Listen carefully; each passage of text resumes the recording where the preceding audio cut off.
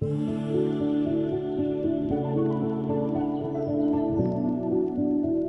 right, hello OAS family. It is time for another book review, and today we are going to be reviewing a book called The Masterpieces of Chinese Painting. And before we get into the specifics of the book, I want to talk a little bit about the general characteristics. So the book is approximately 11 inches tall by about 8¼ inches wide. It has about 96 pages, and the text is in Chinese. It is also one of the books that we have that's sort of bound in this traditional Chinese way, where the book opens from those of us who are used to the way books are bound in the West. It opens what we would call backwards. So it's made to read from right to left rather than left to right. So you can see here, this is the front of the book, and then it opens this way, and we can go ahead and get into the details of the book. So in general, this book is about a specific time, covering paintings in a specific era of China, which is often called the Republican era.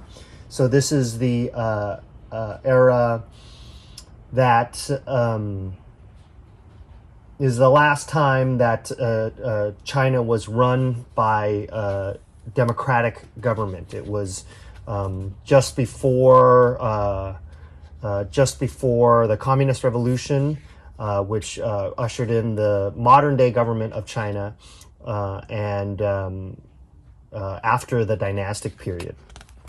So we're going to get into the book here, and on page 6 there is an introduction, and I have my mom with me today so she can do some on-the-fly translation, so we can for those of you who don't speak Chinese or read Chinese, we can offer you some insight as to what the book is saying.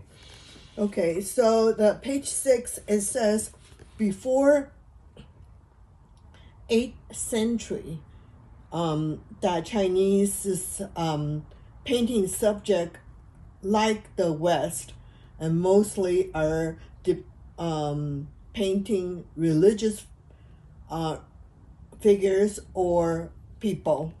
And then after 8th century, which is this book is collecting all the work that after the Chinese painting history getting away from religious influence. So they are starting to paint landscapes. So that's it's between 8th century and 10th century. And then from there on, it developed from landscape into floral and other subjects. All right, so, and you can see here that most of these paintings are quite old. You can see from the state that the painting's in. These are the kinds that you would see at museums in Asia, and we've seen a lot of paintings like this traveling to China and Taiwan. These are the paintings that are collected on display in the national museums. So we have this landscape painting here, spanning page 8 and 9. And then some more of these sort of fine line style landscape paintings. And this work is done most dominantly in ink.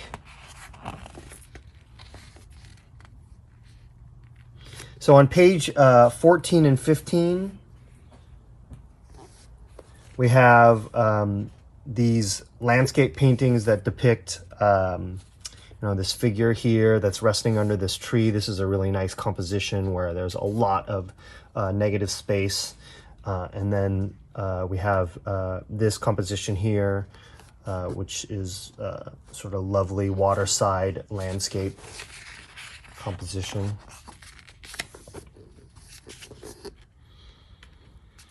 Then we have featured this structure, these pavilions, or they're just like rest stops, little places for travelers on walks, and perhaps maybe with an adjoining structure there. And then here's this nice little bridge and a couple figures coming across.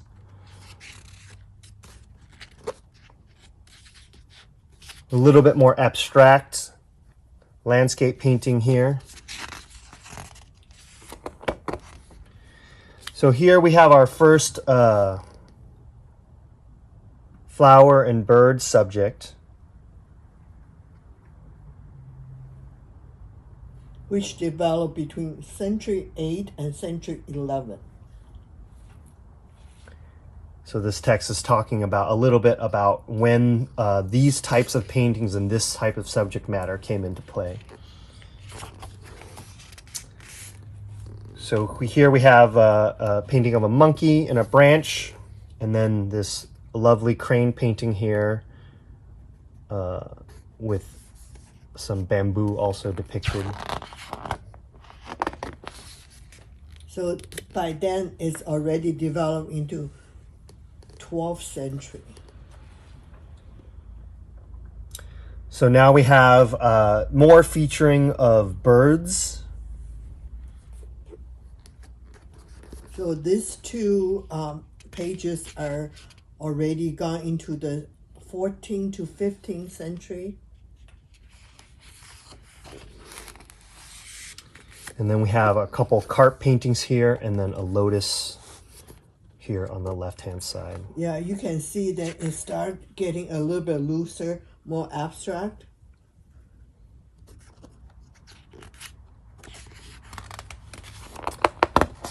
So this spontaneous style of Chinese painting, the one that we typically focus on, is a newer development. The historical pieces were much more detailed. So now we have this bamboo painting here, this orchid, bamboo, and plum blossom, giving this idea of the four gentlemen. And then some more plum blossom paintings here.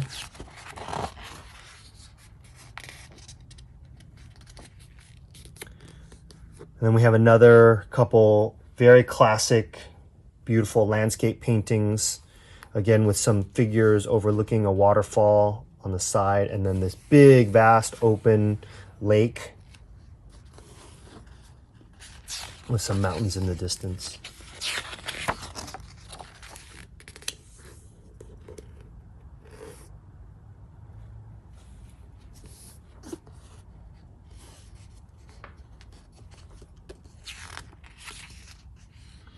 Couple more landscape paintings here. Definitely a looser style in this painting. Here we start to get some use, again, some outline work is at play here, but it's definitely a much looser style than we have seen in the previous work.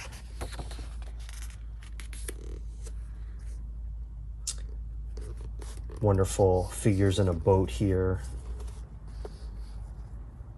And then a depiction of what I think is a winter scene here on the left-hand side.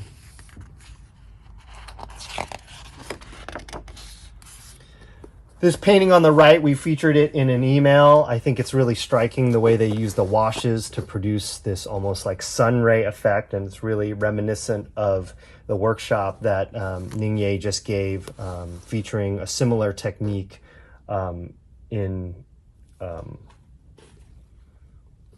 a much more abstract style.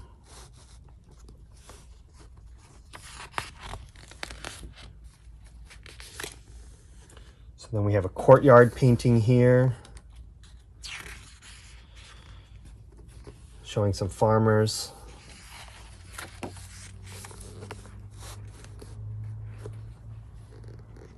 And then three magnificent vertical landscapes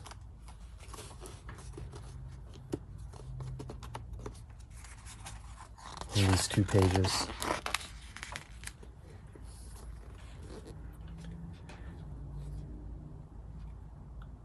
This is a very accessible painting here. One that if you are a newer painter, you could look to sort of copy, because it's very simply composed, but really effective in composition. And this tree here in the foreground is done really well, but in an accessible way. And then I love the way that the mist in this one is rendered.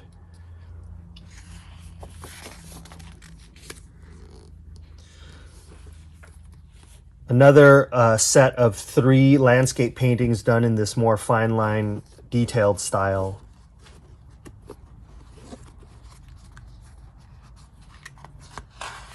I really like the way the figures are depicted in these paintings because they're so small. So it does show like the vastness of, or the majesty of the landscape, but at the same time, it adds intrigue because you just think, oh, there's this person in the distance, and it plays on your curiosity.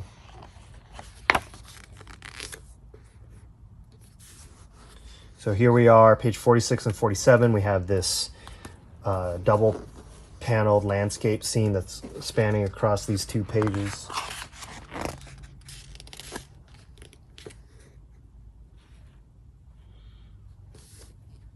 And a couple more landscape paintings featuring bridges. And you can see how stylistically different the rock depiction are. In this we have much more sort of emphasis on ink work to create texture amongst the rocks. And then here we have a much smoother feel, a more restrained use of ink here on the left.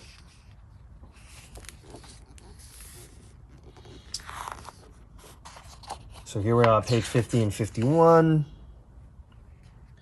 On the left-hand side, we have this simple, more spontaneous style plum blossom, and then a much more detailed landscape painting here. All right, so we have this set of 3 paintings here on page 52 and 53. We have this sort of single boat here on the right-hand side, and then 2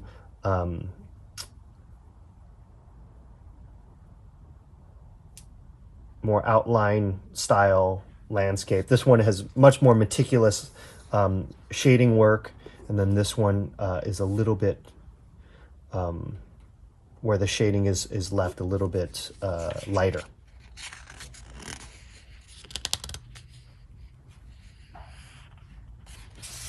So this page is, you can see that the trend of the art in China right now is kind of starting to move forward and to become looser, but then in the meantime, there are certain artists are being well respected, still want to hold on the tradition. So this period between Ming and Qing dynasty is a transition period that people want to held on to the old tradition, and then in the meantime, slowly getting to the West influence. All right, so we have a painting that spans 2 pages here, 54 and 55. Very open style landscape painting. So this is a century 16.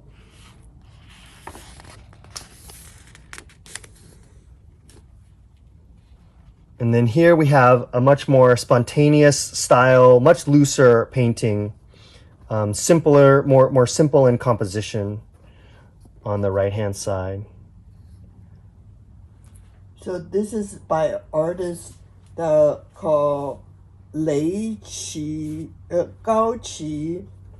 Feng, and he is between 16th and 17th century, and he is one of the first one that start getting very bold But then in the same time, about the same time on the page 57, then the same time the artist still try to stick with the traditional detail style.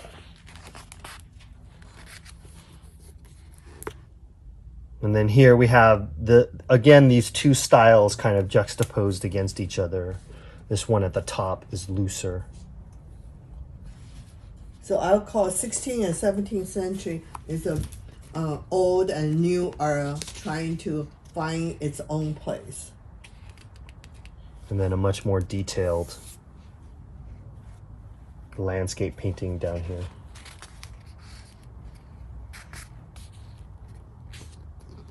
Once again, on page 60 and 61, we have this much more open, simple style where the line work is de-emphasized.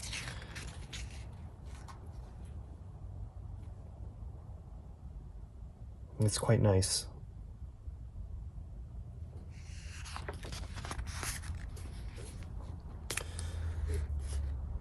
So 62 and 63, we see now much more sparse work. Again, for somebody who's newer, this would be a wonderful composition to practice.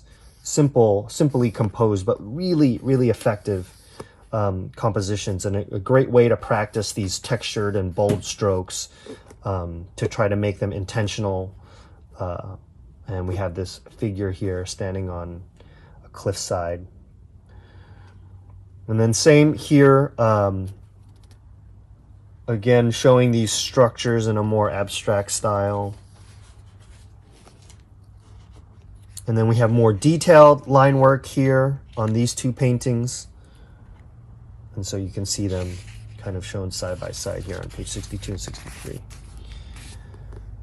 So 64, we have a very abstract painting, one of the loosest ones that we have yet. It's almost impressionistic in its style. So the next two pages is a very well regarded by the modern collector. It's called 八大山人. It's like 8 mountain men. So it's one artist, but his work is covered by 64 through 67. So you can see here, very distinctive style, bold.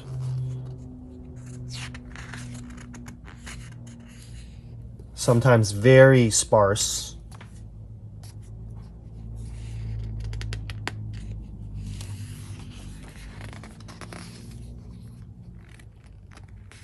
This next page, and you can see that again, that on the right, it's kind of still trying to hang on the old traditional style. And then this is the artist called Shi Tao.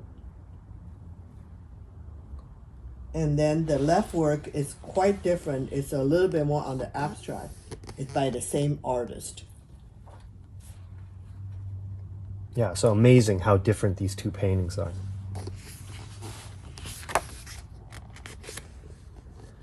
So the next page we have a ink lotus here on the right, and then on the left like a sort of snowy landscape scene, and then plum blossom.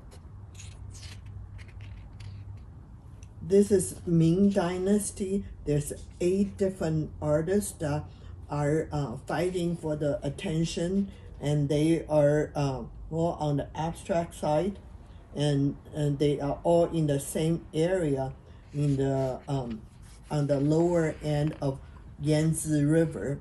So they call 8 weird artists.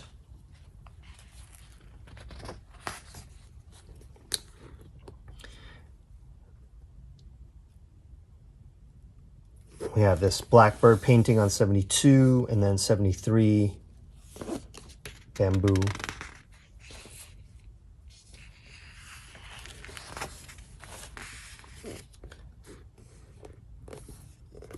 So 74 and 75, very interesting paintings here.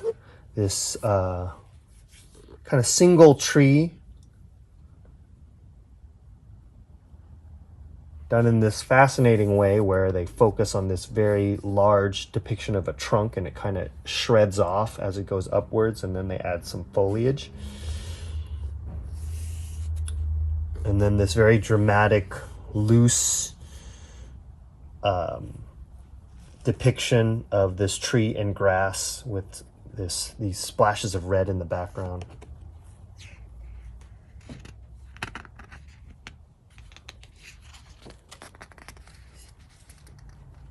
So on the page 76, it's very interesting. They write as modern Chinese painting, and then as because compared to the West, Chinese has such a long history. So they're talking about after 1840, which is Opium War. The West has used military force, invaded China. It's the first time the Chinese lost to the West. And then, so you can see that on this page shows some work has been influenced a lot by the Western culture.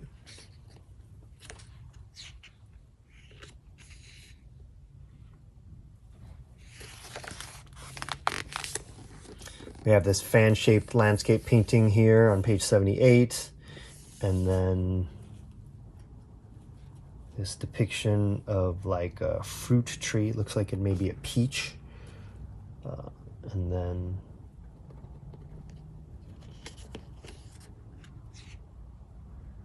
we have like something that looks like a pomegranate here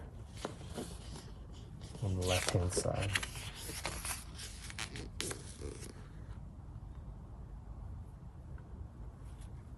Wisteria.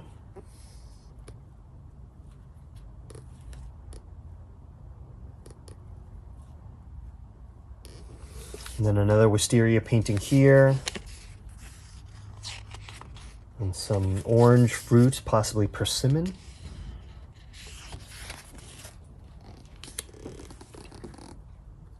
There's some fighting roosters here in this fan-shaped painting. This simple blossoms.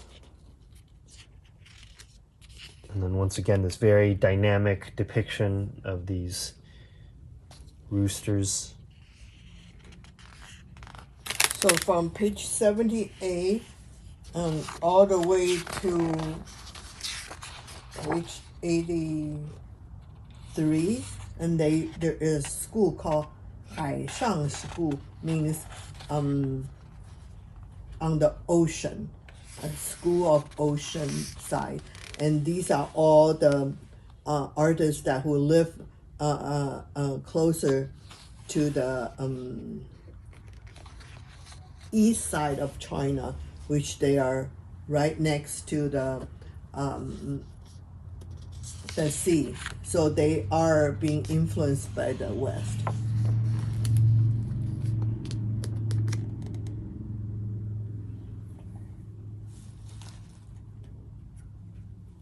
So on the page 84, this is the first time they actually openly acknowledged that they open to the West. And then these artists are acknowledged that their art is being influenced by the Western art.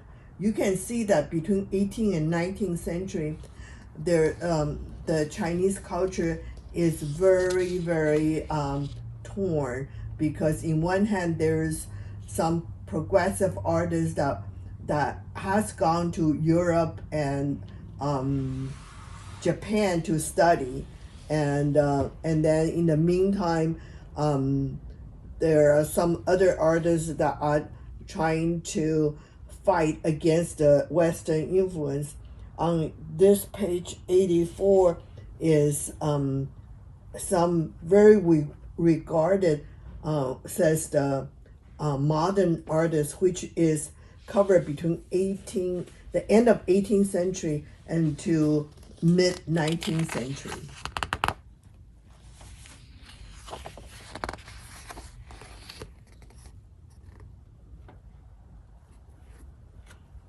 On the page 86, they are going back and forth between the old and the new.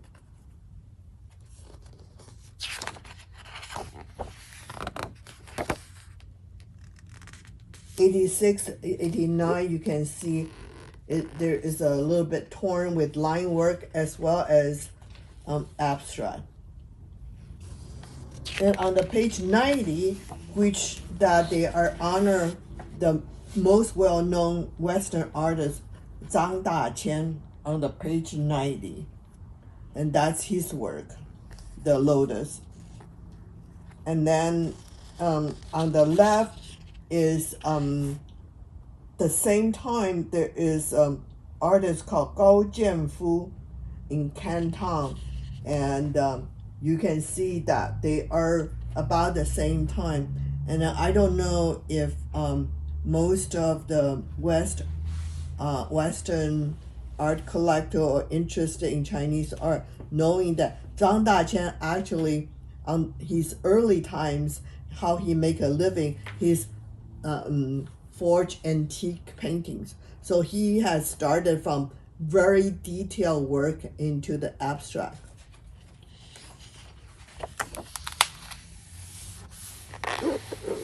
On the page 90 is one of the very well-known horse painter called Xu Beihong.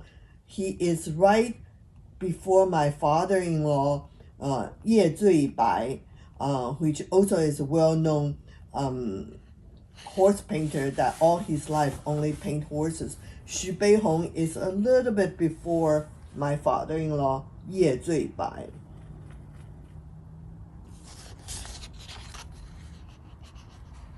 On the page 93 is another artist's work called Yu Fei, and then you can see this is going back to the detail style. So that is that. So we have limited copies of this book as of this printing, and it's always nice if you see a book that you like that you secure a copy of it, because this material is in transition right now, and there is not a lot of interest in the East. These are all very old things for the people who are in Asia, and I think it is sort of up to us to cultivate appreciation for traditional Chinese culture, and also the way that Chinese culture has evolved and blended itself with the West, and to be able to appreciate that process and celebrate it, and to cultivate that interest so we can preserve some of these things going forward. So anyway, if you're interested in a copy of this book, we have about, as of the filming of this video, we have about 15 copies, and you can find it on our online website at orientalartsupply.com. Thank you for listening. Make sure you give us a like and hit that subscribe button and the bell notification if you want more content like this. Thank you to my mother for doing this video book review with me, and as always, we wish you happy painting.